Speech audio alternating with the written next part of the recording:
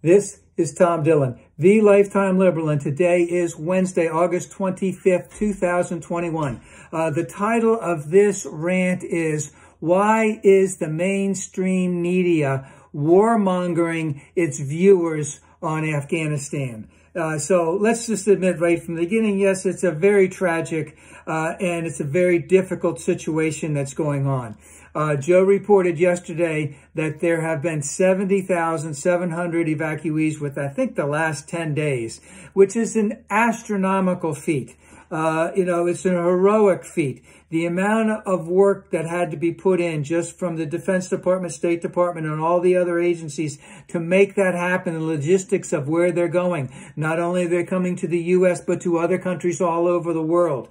So this has been a historic feat that they have done here. Not one single American has died in that time frame. And I believe that right now we're averaging over 1,000 deaths per day for the last 750 to 1,000 deaths per day for the last 10 days with COVID. And how many people have died from gunfire here in the U.S.? Probably 500 or more. So we're not getting, we're just getting stuff about all the terrible things that are going on. And yes, there are terrible things that are going on. And they're blaming Joe, acting as if he should have done something different, that this whole thing could have ended up differently. When it really, we knew that this is what was going to happen, in 2003 or 2004. That this was going to happen. This is a calamity that has been 20 years in the making. And yes, the mainstream media talked a teeny bit about it 10 days ago, but they really have not gone into the fact that presidents lied to us continually about this.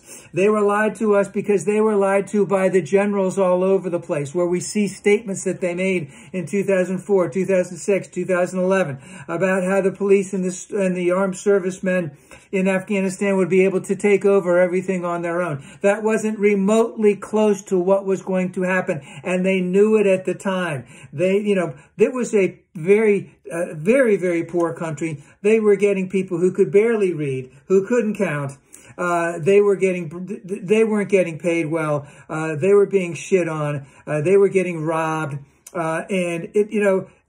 As I said, 20 years in the making. And we need to also, the press hasn't really pointed out, were a lot of good things done in Afghanistan in the 20 years we were there? Yes, a lot of good things were done. At the same time, it was very, very fragile. At the same time, we did a lot of terrible things in there. We profiled people, we executed people, we murdered people, we had drones that killed people in buildings and cars that had children in them, et cetera, et cetera. The thing was, like I said, we knew the whole time this was going on. The other thing that we knew, especially the military, especially the State Department, is that we knew that even before we went in there, that Afghanistan was just littered with an incredible amount of theft, of grift, of nepotism, of bribery throughout the whole thing, and that they had a number of different ethnic groups that didn't get along, and it wasn't like they were going to get along. We knew this all along. The press hasn't been pointing this out. They're just bad-mouthing Joe about everything. It's just like Hillary in her emails, right? There was nothing to them, but they just exacerbate them the whole way.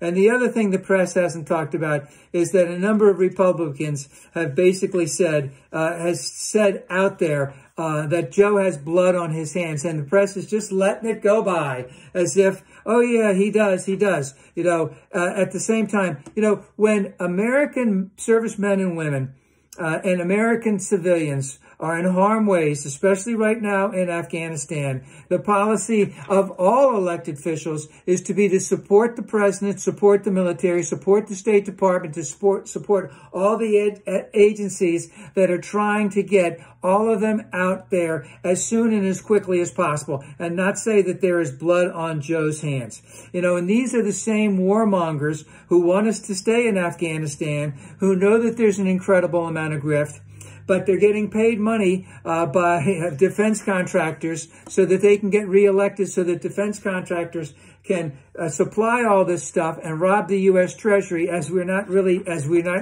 getting nearly as much accomplished in Afghanistan as possible. So we knew this was going to happen. It's a terrible thing. Joe has done a great job. The mainstream media has been making it like it's Joe's fault all over the place.